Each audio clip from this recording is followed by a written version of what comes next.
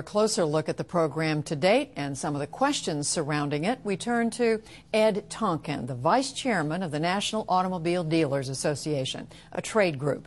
His company has 14 dealerships in Oregon that sell domestic and foreign models. He joins us from Portland. And Bruce Belzowski of the University of Michigan's Transportation Research Institute. Gentlemen, thank you both for being with us. I'm going to start with you, Ed Tonkin. How well do you think this Cash for Clunkers program has done? I think it's been terrific, Judy, even better than anyone expected. It's interesting because, as you see in the media and some of the publications, people are wondering, is the stimulus program working, the government stimulus program? Here you have probably the most successful. You have action and then reaction. The program came into effect on July 1. The regulations were promulgated and produced on July 24th, and once that's when it really took hold, there's been an explosion in business. It's been terrifically successful for not only auto dealers, but automakers, but the country as a whole, because this will keep the plants going. Bruce Belzowski, what about in terms of getting gas guzzlers off the road and getting more fuel-efficient cars on the road? How do you size up the success? Well, when you look at the true numbers, there'll probably be about 225,000 vehicles for the first round that will get taken off the road, and new vehicles put on the road that are more fuel efficient and give off less emissions, and that's a good thing. But when you look at the total number of vehicles on the road, 260 million vehicles in the U.S. fleet, it's going to be a challenge to get all that, to get that turned over very quickly. Having said that, you know, if you don't start now, when are you going to go start? And I really think it's heading the country in the right direction. Bruce Belzowski, let me stay with you for a minute. What about from an environmental standpoint? I saw some numbers today that made it sound like, as you just suggested, a drop in the bucket with all the carbon dioxide, carbon emissions that are created in this country in a year, that this really is just a minor blip. Judy, I think when I look at what's going on with this particular program, from an administration perspective, I really see it as being part of a larger strategy from the Energy Department in terms of the Obama Energy Plan and where they're going to go with this now and in the future. We're trying to wean the U.S. off of fossil fuels and get better emissions from our vehicles, and this is a kind of a step in that direction. One could even look at this as a first step by the administration to put their toe in the water to see how this is going to, how the people are going to react, how is it going to work in the marketplace. And there are other levers that they can pull and other programs that they might want to institute in the future that may work even better than this or follow on this. Ed Tonkin, you mentioned this has been a boon not only for dealers, it's been a boon for automakers. How much of a boon? We saw in the report that we just heard that only 45% of these cars are made that are selling the best are made here in the United States. So what's the picture that you're getting of which cars are selling better, domestic versus foreign? Well, Judy, let me correct that. 45% of the vehicles sold with this program are American company produced.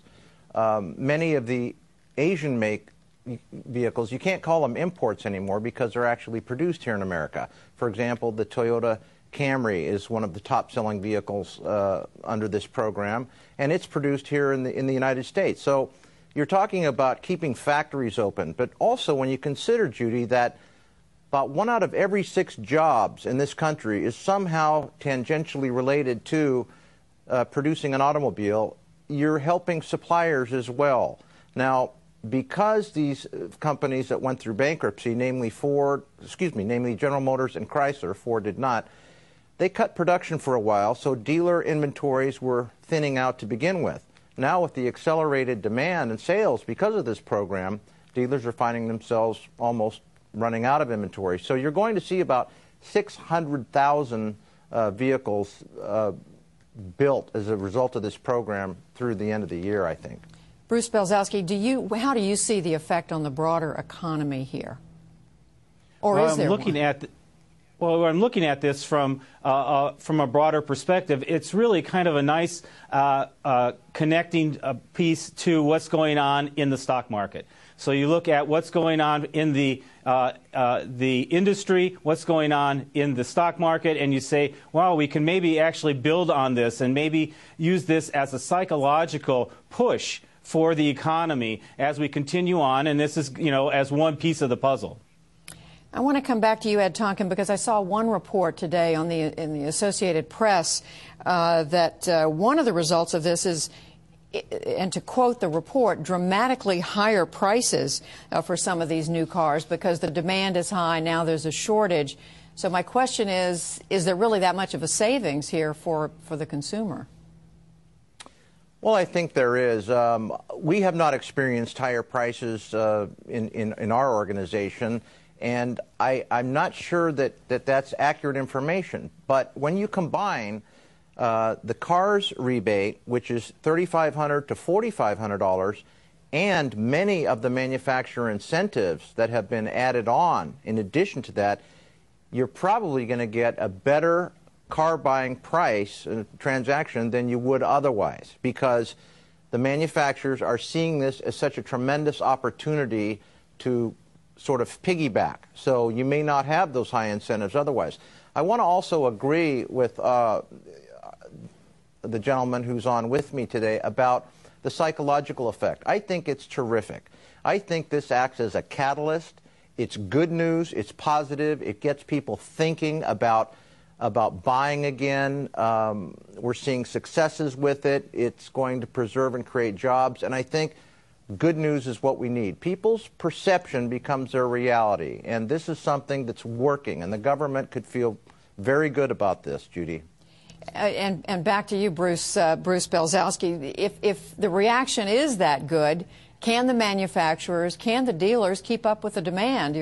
Now that the Senate is, now that you're going to have this additional $2 billion available, what's going to happen? Yeah, I think that's a good question, Judy. I myself have a clunker that I'm trying to trade in, and the last couple of days I was looking to try to trade it in, and really couldn't find enough stock in the Detroit area because so many of the dealers had been washed out of a lot of their products. So, but I'm hoping that with the influx of the new money and also the factories continuing to build new products, though when you look at the industry, this is kind of a crossover time where they're beginning to build 010s and quitting building 09s, and whether those are both going to fill the gap and be available in August as opposed to September, October timeframe. That's what I'm a little nervous about. But hopefully the industry will sort this out for me. Ed Tonkin, very Bruce? quick last question. How do you see this ending? Smoothly, with everybody happy when it all is, the $2 billion is out there? Well, first of all, I see it beginning with me selling Bruce a car. I never want to miss a sale. So, Bruce, come out to Portland. No, I think everybody will be happy. I think, as I said, this is successful. You're going to jumpstart the economy. Anything that can jumpstart our economy is good. It gives people hope and a vision, and we're starting to hear positive things in the media. I think it'll keep plants going, and most importantly, it's going to keep jobs. This year alone, 400 General Motors dealers closed just because of market conditions between January and March before the bankruptcy, and those are lost jobs. So anything that can keep dealerships open, keep plants going, is a win for our country. Ed Tonkin, Bruce Belzowski, I'm glad at least we put the two of you together when it comes to a car. So Thank you very much. Thank you, Judy. Thank you, Bruce. Thanks, Judy.